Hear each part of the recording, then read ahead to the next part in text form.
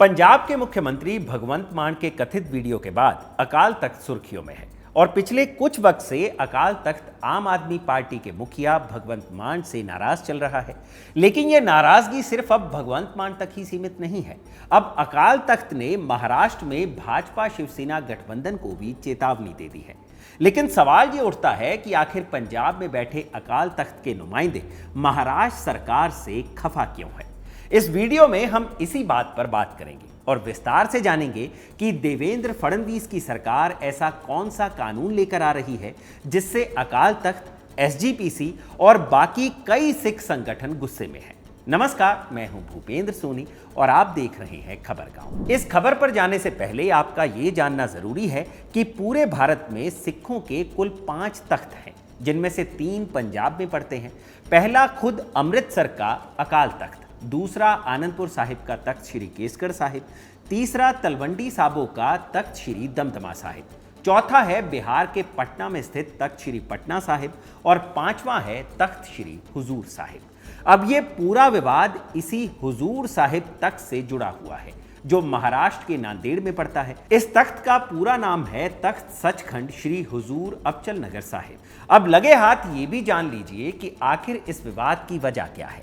हुआ यह है कि 22 जून 2026 को मुख्यमंत्री देवेंद्र फडणवीस की कैबिनेट मीटिंग में एक फैसला लिया गया। यह फैसला जुड़ा था हुजूर साहिब तख्त के प्रबंधन को लेकर।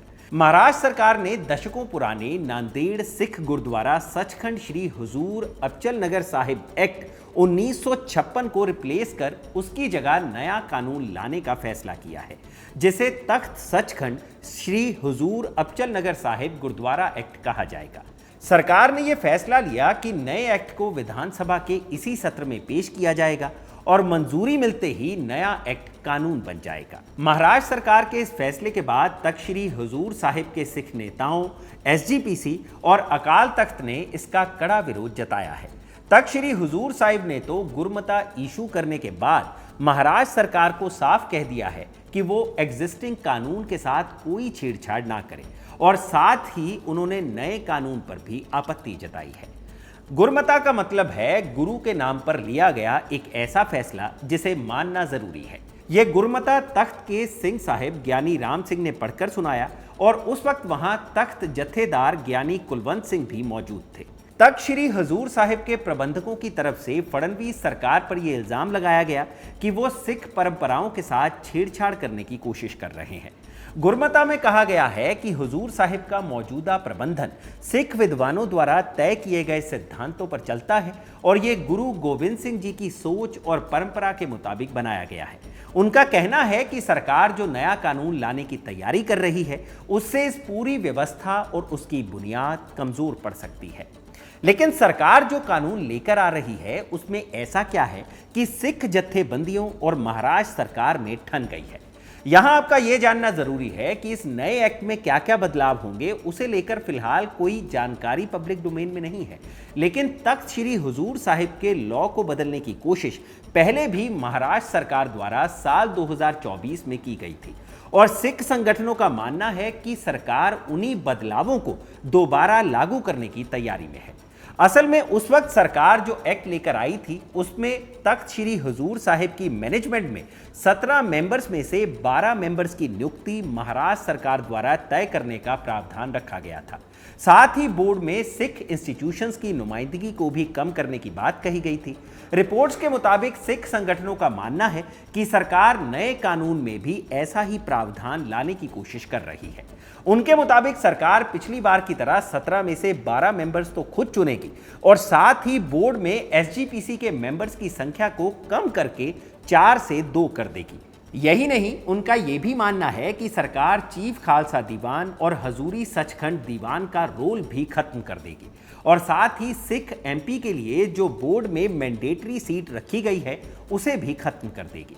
उनका कहना है कि फडणवीस सरकार तख्त श्री हुजूर साहिब को अपने कंट्रोल में करना चाहती है।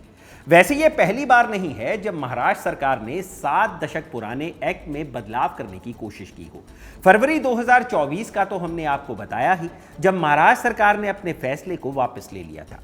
इसके अलावा साल 2018 और फिर साल 2019 दोनों सालों में सरकार ने एक्ट में बदलाव करने की कोशिश की थी, लेकिन हर बार सरकार को अपना हाथ पीछे खींचना पड़ा। लेकिन इस बार मामला गंभीर है। फडणवीस कैबिनेट ने ऐसे वक्त में निर्णय लिया है जब महाराष्ट्र विधानसभा एक्टिव है, चट मंगनी पट ब्याह वाला सीन है। ऐसे में गुरुद्वारा समिति ज्यादा सतर्क है।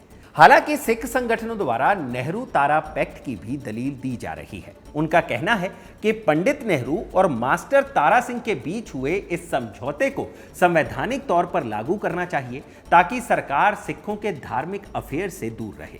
अब लगे हाथ ये भी जान लेते हैं कि आखिर ये नेहरू तारा पैक्ट है क्या। 1950 का दशक पंजाब के लिए उथल पुथल भरा था। 1956 में राज्य पुनर्गठन के बाद सिख कम्युनिटी में भारी गुस्सा था। उसी वक्त पंजाब में पंजाबी सूबा मुहिम भी चल रही थी। 1958 के उधर चुनाव हुए तो अकाली दल के नेता मास्टर तारा सिंह ये चुनाव हार गए। शिरोमणि अकाली दल सत्ता से बाहर हुई और कांग्रेस की तरफ से प्रताप सिंह कैरो चुनाव जीते। लेकिन 1959 में कैरो सरकार ने एक ऐसा फैसला लिया जिसने सिख कम्युनिटी के गुस्से में पेट्रोल डालने का काम किया। कैरो सरकार ने 1925 से चले आ रहे सिख गुरुद्वारा एक्ट में बदलाव कर दिया। नए संशोधन में एसजीपीसी शिरोमणि गुरुद्वारा प्रबंधक कमेटी के अंदर अतिरिक्त सदस्य जोड़ने का प्रावधान था और नए सदस्य सरकार अपने हिसाब से जोड़ सकती थी। तारा सिंह ने आरोप लगाया कि कैरो ने यह फैसला अकालियों को कमजोर करने के लिए लिया है। अकाली दल ने कैरो सरकार के इस फैसले को धार्मिक मामले में सरकारी हस्तक्षेप मानते हुए विरोध शुरू कर दिया। विरोध के तौर पर बाकायदा दिल्ली में मौन मार्च निकाला गया। दिल्ली की सड़कों पर विरोध रैलियां निकलने लगी। बड़ी संख्या में गिरफ्तारियां हुई। सिखों ने ऐलान किया कि फैसला वापस नहीं लिया गया तो 16 अप्रैल 1959 से आमरण अनशन की शुरुआत की जाएगी। मास्टर तारा सिंह ने पंडित नेहरू को सिख कम्युनिटी की चिंता को जाहिर करते हुए एक पत्र भी लिखा था। विवाद बढ़ता देख 11 अप्रैल 1959 को पंडित नेहरू ने मास्टर तारा सिंह को चाय पर बुलाया। दोनों नेताओं के बीच चर्चा हुई। सहमति बनी कि सरकार सिखों के धार्मिक मामलों में दखल नहीं देगी। गुरुद्वारा एक्ट में जो कैरो सरकार ने संशोधन किया था उसे वापस किया जाएगा। शिरोमणि गुरुद्वारा प्रबंधक कमेटी के चुनाव पर जो कैरो सरकार ने रोक लगाई थी उसे वापस बहाल किया जाएगा। इसके अलावा नेहरू का आश्वासन भी था, यानी अगर आगे कुछ भी दिक्कत आई तो नेहरू खुद मदद करेंगे। 12 अप्रैल 1959 को नेहरू सरकार ने इस पैक्ट पर साइन कर दिए। तारा सिंह और नेहरू के बीच हुए इसी पैक्ट को नेहरू तारा पैक्ट कहा जाता है। अब सिख जत्थेबंदियां इसी पैक्ट का हवाला दे रही हैं और महाराष्ट्र सरकार के नए कानून को खारिज करने की मांग कर रही हैं। अब देखना यह होगा कि क्या फडणवीस सरकार इस बार भी सिखों के आगे झुकती है या इस बार उनका यह फैसला कानून की शक्ल ले लेगा।